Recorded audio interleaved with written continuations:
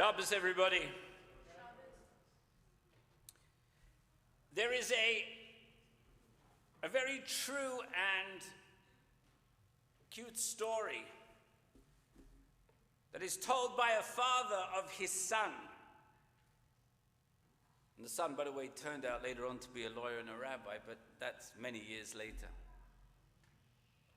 And the story goes as follows.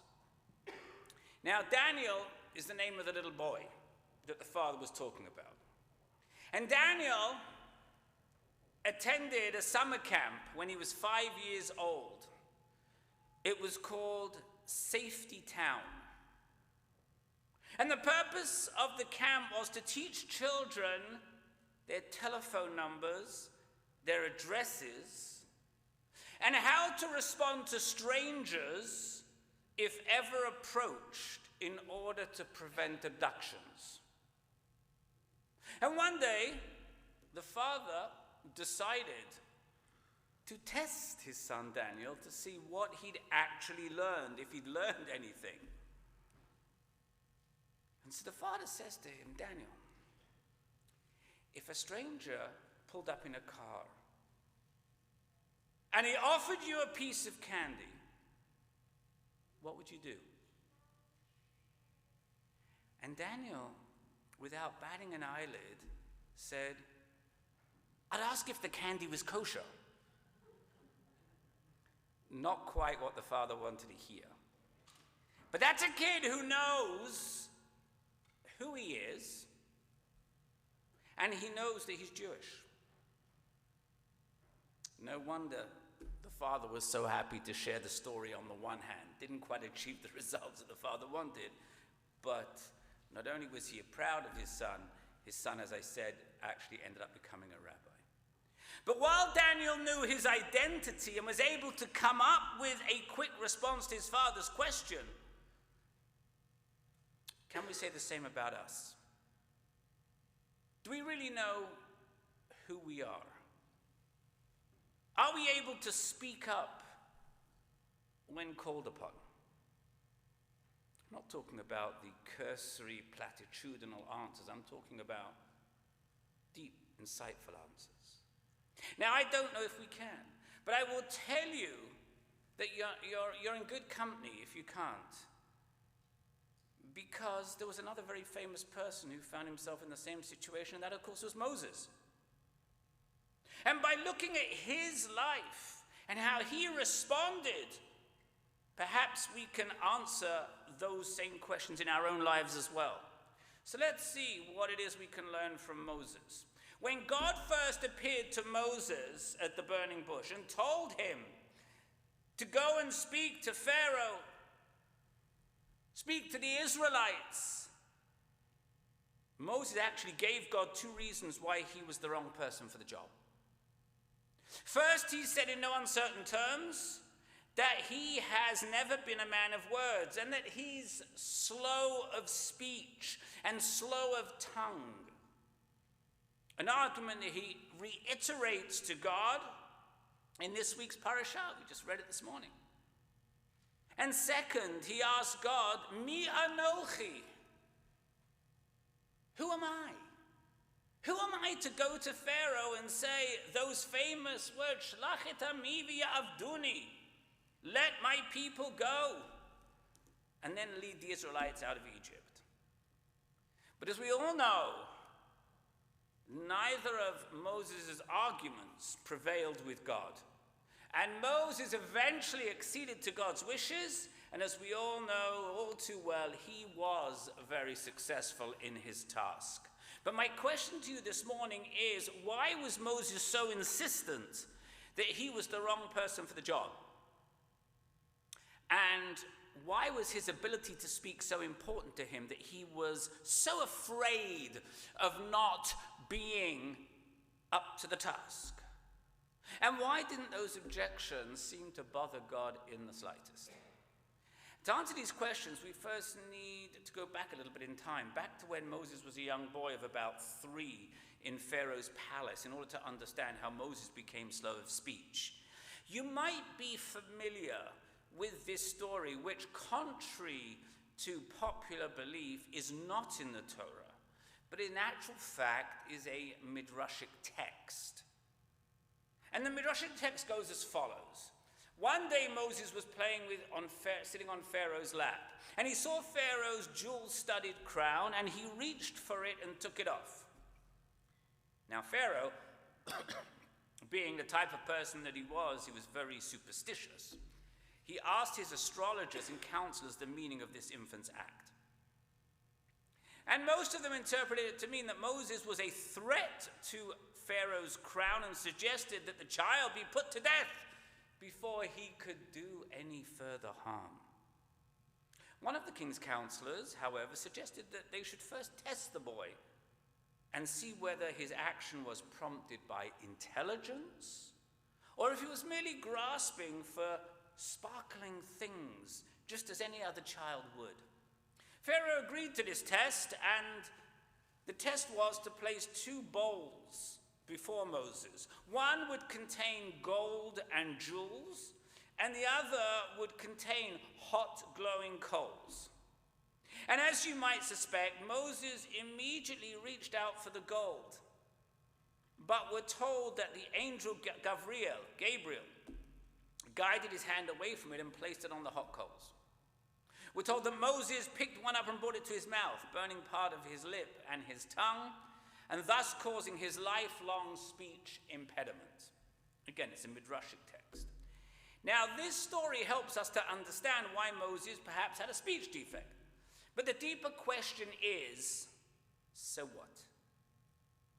God chose him anyway.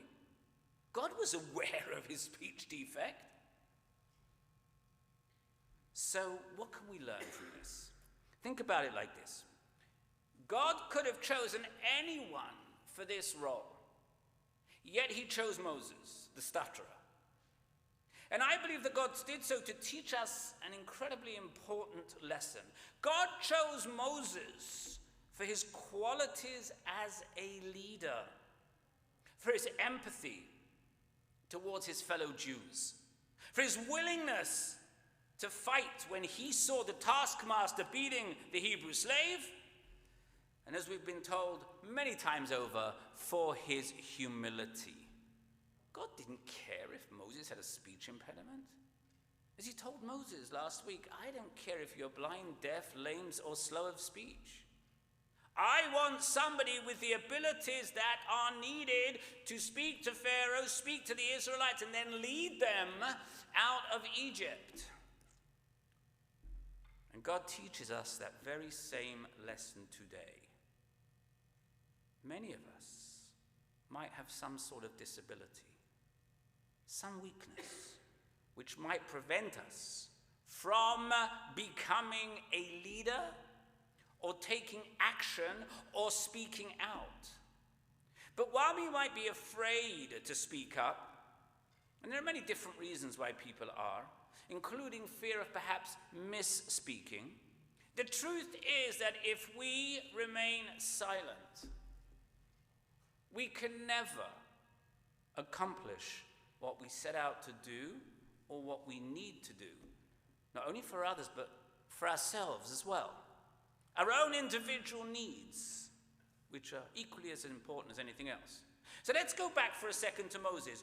What if he decided, you know what, God, I've made up my mind, it's not happening. I'm not up to the task. Sorry, go find somebody else. And if he refused to go and speak to Pharaoh, where would we be today? Moses, despite his reservations and despite his limitations, understood the importance of speaking up and understood why he was the one that was selected to go to Pharaoh. And despite his speech impediment, whether it was a lisp or whether it was a stutter, we're not sure, despite the possibility of being ridiculed by Pharaoh, and not only just Pharaoh, but his entire court, despite not sounding like Charlton Heston, Moses eventually came to understand that he was the one who had to speak God's words to Pharaoh, and that he was the one who had to lead the Israelites out of Egypt. A lesser person might have said, why bother speaking anyway? I can't change what's happened to the Israelites. Why take the risk? But Moses knew that the words he spoke were important. They were the first step in a process of letting Pharaoh know what was about to transpire. And remember that God wanted the Jewish people to follow Moses because of the truth of his message and the importance of his message, and not because of his oratorical skills. And that brings me to Moses' second objection. Mi anochi, who am I? Who am I to undertake such a task? Who am I to be chosen for this position? I'm just a lowly, stuttering shepherd. Yeah, it's true. Moses might have asked the question out of humility. The Torah does tell us that Moses was the most humble man who ever lived. And yes, Moses might have asked that question because he didn't feel confident in his own abilities, especially because he was slow of speech. That would be completely understandable. But again, we too can relate to Moses. We too question ourselves all the time. And we have to have, or we have, I should say, some of us have little faith in our abilities at times. Sometimes we are too humble to realize who we are and what we possess and how we are able to achieve greatness. And sometimes we are too frightened or too overwhelmed with life's difficulties so that we've lost our sense of mi anochi. Who am I? Who are we? But look at how God responded to Moses. What was Moses' question was mi anochi. Who am I? God didn't actually answer Moses' question. He didn't even chastise Moses for his lack of confidence. God merely said to him, don't worry, I'll be with you. Don't worry if you have no self-confidence, for I am with you. I will guide you. And just like Moses, God is with us as well. And we should take strength in the knowledge that he is still with us and his guidance is still with us. His love is with us and his support is with us. We too will manage to overcome our life's difficulties and frustrations and succeed in what we set out to do if only we just go ahead and try it. And yes, we too might fear that we are not up to the task. We too might fear that we don't have the right words or that we are not even listened to. We are made fun of when we speak. Or that perhaps we're even going to completely misspeak. But if you feel that way, don't. Please don't. Remember Moses. Remember his fears and how he managed to overcome them.